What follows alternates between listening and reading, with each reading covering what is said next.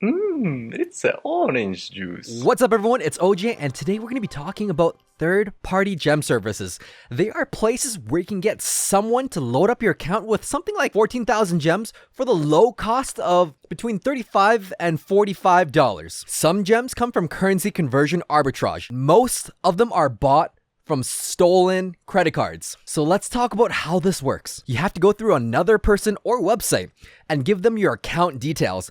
You have to remove two-factor authentication, making your security worse. And then you have to give them your password. That is outrageous. What they do is they log on and mostly use stolen credit cards to purchase gems on your account. On May 29th, players got hit by the refund wave. Gems went into negative for many of these players because the stolen credit cards were reported and refunded. This affects your account because you can't play challenges, even if the challenge is a free entry. You can't do anything that involves gems because you don't have any gems. The worst part of that is that someone logs onto your account, and that is a violation of itself, of their terms and services, and they technically have every right to ban your account from their game just from this action alone. You're entrusting your entire Game Center or Google account information into the hands of someone you don't even know. There have been some reports of some players already having been banned for abusing this system. If your account is in the negative balance and you're trying to fix it with more third-party gems,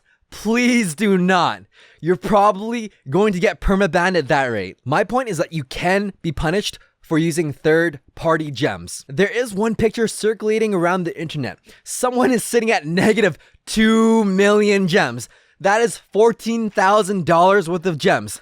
There is no saving that account. There are some people that argue that it's not fair in Clash because there's no way you can compete against people with max cards on ladder or in clan wars, and that most people that play this game are teenagers who don't even have any jobs. Well, that's like saying I want to purchase a Lamborghini with a stolen credit card because I can't afford it.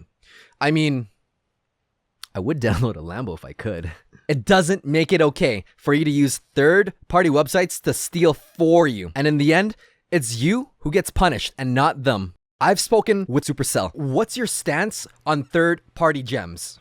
There are several third-party websites that offer in-game currency for Supercell games, but none of these are safe to use or are authorized by Supercell. Often, these third parties will ask for your Supercell ID, Game Center, or Google Play login credentials.